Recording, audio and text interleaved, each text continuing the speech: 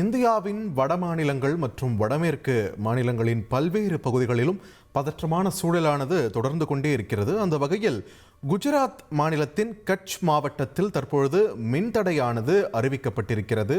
தற்போதைய பதற்றமான சூழ்நிலை காரணமாக எல்லை தாண்டி வந்து ட்ரோன் மூலமாக நடத்தப்படக்கூடிய தாக்குதல், அந்த அச்சுறுத்தல் இருக்கக்கூடிய காரணத்தினால் எல்லையில் இருக்கக்கூடிய இந்த கட்ச் மாவட்டம், குஜராத் மாநிலத்தின் கட்ச் மாவட்டத்தில் மறு அறிவிப்பு வரும் வரை மின்தடையானது அறிவிக்கப்படுவதாக அம்மாநில முதலமைச்சர் அறிவிப்பு ஒன்றை வெளியிட்டிருக்கிறார். இது தொடர்பான முக்கிய செய்தியை நாம் பார்த்து வருகிறோம்.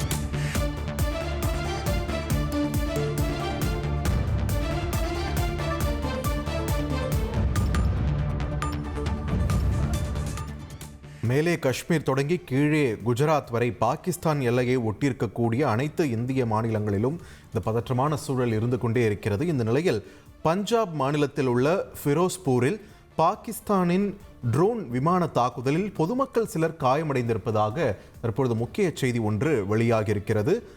ஆளில்லா விமானங்கள் சில செயலிழக்கப்பட்டிருக்கின்றன என்றாலுமே கூட இந்த ட்ரோன் தாக்குதலின் காரணமாக பொதுமக்களும் காயமடைந்திருக்கிறார்கள் என்ற செய்தியைத்தான் நாம் தற்பொழுது பார்த்து வருகிறோம். தொடர்ந்து செய்தியாளர் ரமேஷ்குமார் நம்மோடு இணைப்பில் இணைகிறார். ரமேஷ்குமார், வணக்கம். ஃபிரோஸ்பூரில் உள்ள நிலவரம் என்ன? அங்கிருந்து கிடைக்கக்கூடிய தகவல்கள் என்ன? ரமேஷ், விரிவா பதிவு பண்ணுங்க.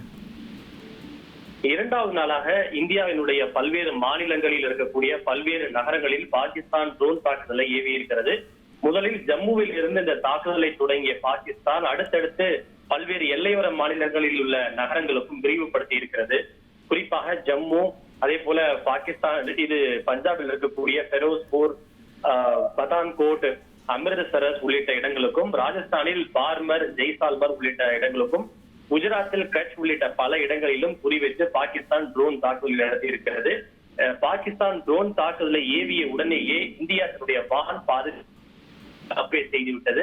பாகிஸ்தான் ஏவக்கூடிய அனைத்து ட்ரோன்களையும் இந்தியாவினுடைய வான் பாதுகாப்பு அமைப்புகள் இடைமறித்து ஒவ்வொன்றாக தாக்கி அழித்து வருகின்றது. குறிப்பாக பாகிஸ்தானுடைய இந்த ட்ரோன்களை அழிப்பதில் இந்தியாவிலேயே தயாரிக்கப்பட்ட ஆகாஷ் ஏவுகணை வான் பாதுகாப்பு அமைப்புக்கு மிக முக்கியமான பங்குகளை வகித்து வருகின்றது. பாகிஸ்தானுடைய ட்ரோன் தாக்குதலை தொடர்ந்து பல்வேறு நகரங்களில் மின் தடை என்பது அறிவிக்கப்பட்டிருக்கிறது. பத்தான்கோட், அதே போல ஜம்மு காஷ்மீரில் இருக்கக்கூடிய ரஜோரி, ஸ்ரீநகர் உள்ளிட்ட பல இடங்களிலும் மின் தடை என்பது பாதுகாப்புக்காக அறிவிக்கப்பட்டுள்ளது. குறிப்பாக குஜராத்ல கட்சியை பொறுத்தவரைக்கும் நேற்று பாகிஸ்தான் ட்ரோன் தாக்குதல் எதையும் நடந்தவில்லை. ஆனால் இன்றைக்கு குஜராத்தை பொறுத்தவரை கட்சி பகுதியிலும் கூட ட்ரோன் தாக்குதலை நடத்தி இருக்கிறது. இதன் காரணமாக அங்கு அடுத்த அறிவிப்பு வரும் வரை மின் தடை அறிவிக்கப்படுவதாக குஜராத் முதல்வர் பூபேந்திர பட்டேல் தெரிவித்திருக்கிறார். குஜராத் கட்ச் பகுதி என்பது இந்தியா மற்றும் பாகிஸ்தான் எல்லையை ஒட்டி அமைந்திருக்கக்கூடிய ஒரு கடற்பகுதியாக, முக்கியமான ஒரு பகுதியாக அமைந்திருக்கிறது. அந்த பகுதியை பொறுத்தவரை பாகிஸ்தான் ஏவிய சுமார் 8 முதல் 10 ட்ரோன்கள் இந்தியாவால் இடைமறித்து செயலிழக்க செய்யப்பட்டதோடு தாக்கி அழிக்கப்பட்டதாகவும் தகவல்கள் கிடைத்திருக்கின்றன. இது தவிர ரஜோரி, பதான்கோட் உள்ளிட்ட பல இடங்களிலும் பாகிஸ்தான் ஏவிய ட்ரோன்கள் இடைமறித்து தாக்கி அழிக்கப்பட்டுள்ளது.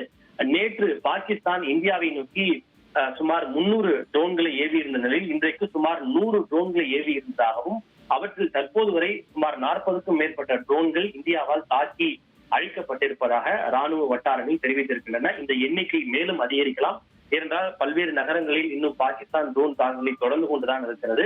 அவற்றையும் இடைமறித்து முழுமையாக அழித்த பின்னர் ராணுவம் எத்தனை ட்ரோன்கள் முழுமையாக அழிக்கப்பட்டது, எத்தனை ஏவுகணைகள் முழுமையாக தாக்கி அழிக்கப்பட்டது என்பது குறித்த விவரங்களை முறைப்படி இந்திய ராணுவம் அறிவிக்கும். நன்றி ரமேஷ்குமார், உங்களுடைய விரிவான தகவல்களுக்கு. செய்திகளை உடனுக்குடன் தெரிந்து கொள்ள உடனே சப்ஸ்கிரைப் பண்ணுங்க.